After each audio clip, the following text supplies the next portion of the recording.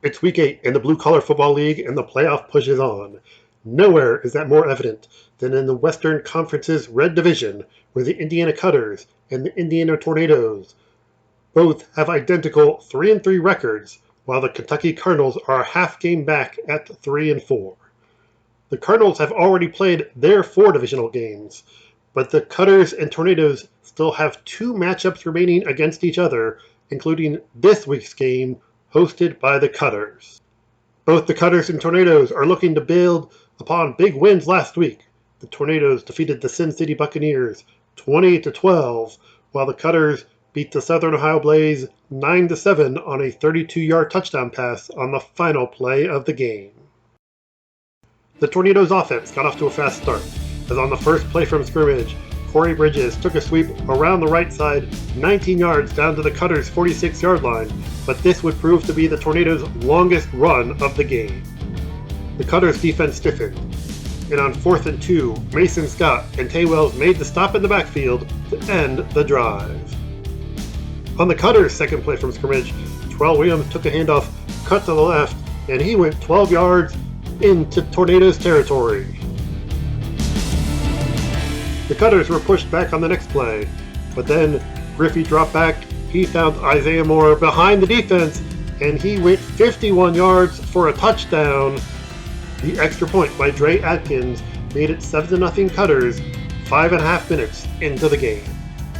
The Tornadoes went 3 and out on their next drive, but this punt by Dennis Mitchell was down at the 3-yard line, hitting the Cutters deep in their own territory.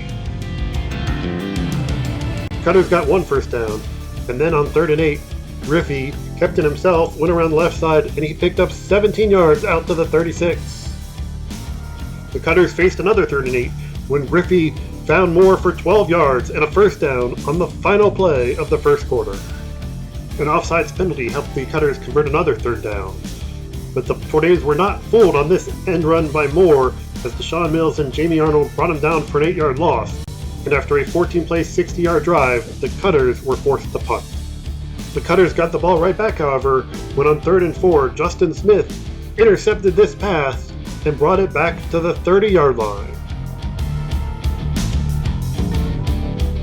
A pair of false starts backed the Cutters up, but Griffey once again decided to keep himself before being flipped by Dennis Mitchell at the end of an 11-yard gain.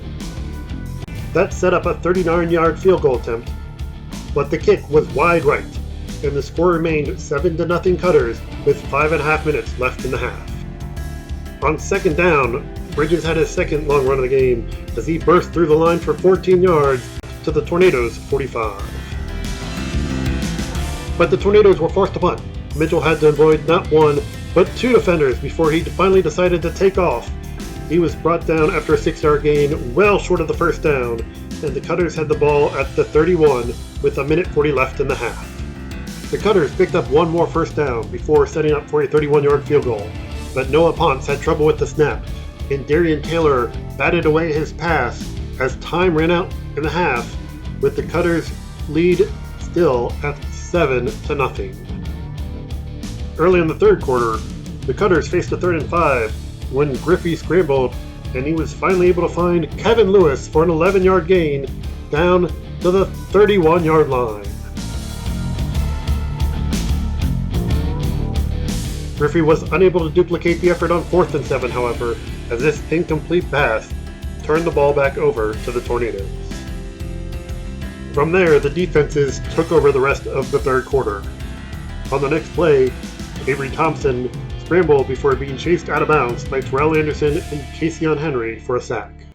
After the Tornadoes punted, Griffey was sacked by Tamario Morris and Deshaun Mills, and the Cutters ended up punting.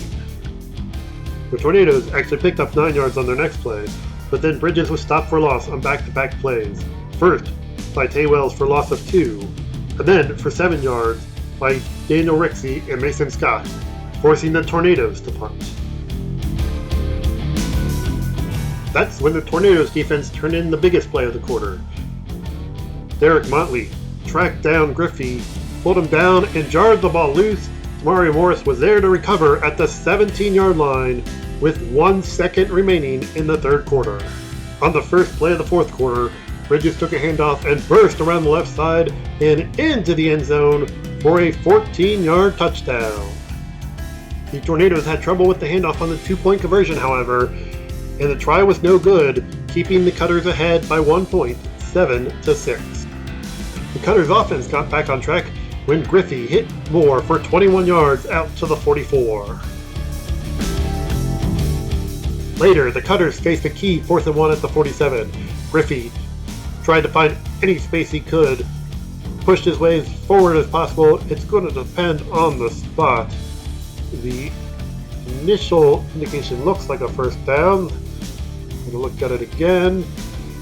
And one more time, and yes, it's a first down for the Cutters. A series of penalties moved the ball inside the 10-yard line. And on 3rd and goal, Marquise Holt slipped out of the backfield. Griffey spotted him and found him for a 6-yard touchdown, with the extra point by Dre Atkins, making it 14-6 Cutters with 9:16 remaining in the game. The Tornadoes needed to respond, and on 3rd and 10, Avery Thompson did just that, finding Cliff Wheeler for 24 yards in the Cutters' territory. On the next play, Thompson found Gabriel Abraham for 24 more yards down to the Cutters' 7-yard line. But on 4th and goal from the 5, Thompson's pass for Roddy Sutton was broken up by Daniel Rixey in the end zone, and the Cutters' lead remained 14-6.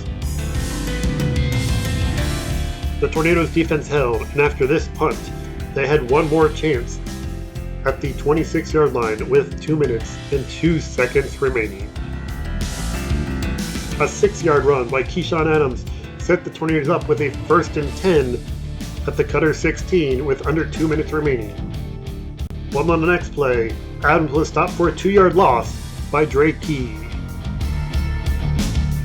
And it was Key again on 2nd down, bringing down Bridges for a 7-yard loss, making it 3rd and 19. After the Tornadoes took their final timeout, a pass from Thompson was short for Abraham.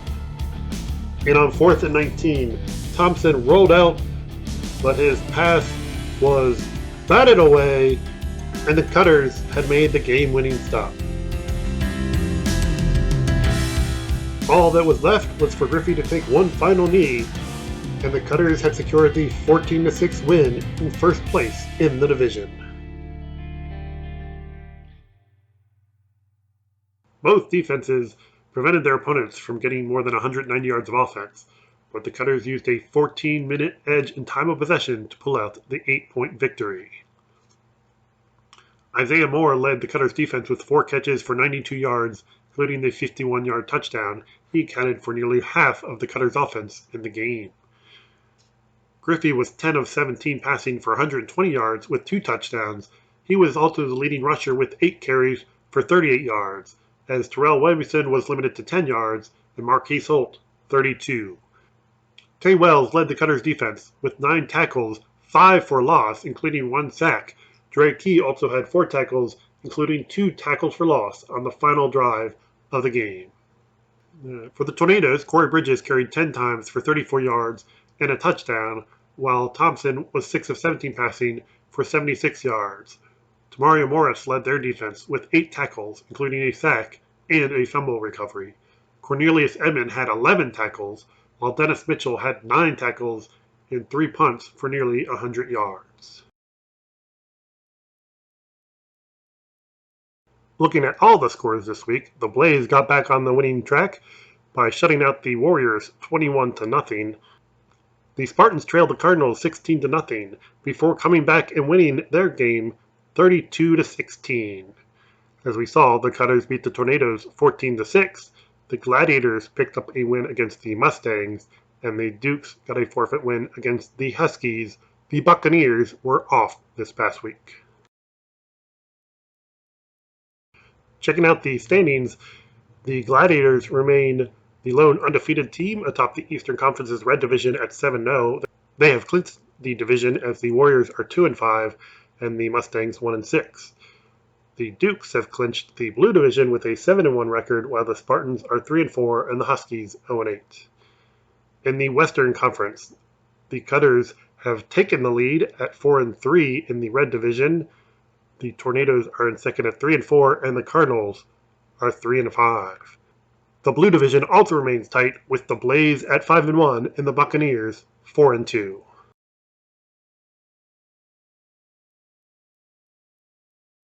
Looking at this week's schedule, the Dukes will finally get to play their first game this month, as they will be at the Buccaneers. The Cutters and Blaze meet again in a rematch of the 9-7 game from 2 weeks ago. The Tornadoes will be on the road to play the Gladiators. The Warriors will look to stay ahead of the Mustangs. The Spartans will pick up a win against the Huskies, and the Cardinals are off this week. And finally, a look at this week's owners poll, where this time the top 4 spots stay the same. The Gladiators are still 1, the Dukes stay at 2, the Blaze are still number 3, and the Buccaneers are still number 4. The Cutters do move up a spot from 6 to 5, and the Spartans move up 2 spots from 8 to 6. The Tornadoes drop 2 spots down to 7, and the Cardinals slip 1 spot to 8. The last 3 remain the same: Warriors, Mustangs, and Huskies.